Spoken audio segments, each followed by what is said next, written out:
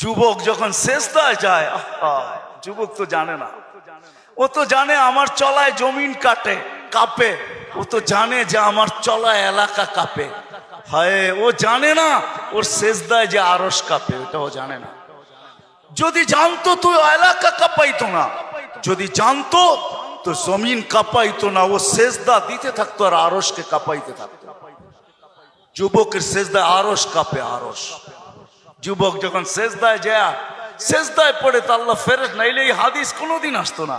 আল্লাহ ফেরেশতাকে বলে উনজুর ইলা শাব মাযা ইয়াফআল, যুবকের দিকে তাকাতো কি করে আল্লাহ জানেন। তো ফেরেশতা বলে জাআলা আজলাহু ওয়া মাজালাহু লিআজলিক, সবকিছু বিসর্জন দিয়ে আপনার কুদরতি পায়ে মাথা ঠেকায় দিয়েছে।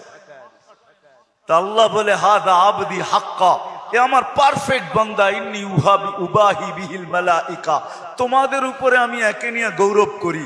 যখন সেজদায় চিৎকার দেয় সুবহানা রাব্বিয়াল আলা, আল্লাহ বলে সাব্বাহতানি সাব্বাহতুক, তুই আমাকে পবিত্র বললি, যাহ তুই পবিত্র, তোর গুনাহ মাফ, সেজদার থেকে উঠার আগে মাফ। আলাইতানি ফাআলাইতুক, মহান বললি, তুইও সৃষ্টির ভিতরে মহান। দুনিয়াওয়ালারা তোকে কি দিবে? কিয়ামতের দিন আমি তোকে আরশের নিচে সুপার ডিলাক্স গ্যালারিতে বসাবো। গ্যালারিতে, সুপার ডিলাক্স গ্যালারি বোঝেন? 7 জনের ভিতরে একজন ওই যুবক যে যৌবন আল্লাহর সাথে বিনিময় করে। আল্লাহ বলে তাকে আমি আরশের নিচে গ্যালারিতে বসাবো। সাবআতুন ইয়াদিল্লুহুমুল্লাহু তাহতা দিল্লি। দুনিয়াওয়ালারা তোকে কি দিবে?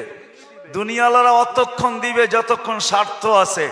হইতে পারে স্বার্থ শেষ তো তোমার এতিম বাচ্চা, তোমার দুধের শিশুকেও এতিম করতে দুনিয়াওয়ালারা দ্বিধা করবে না, দ্বিধা করবে না।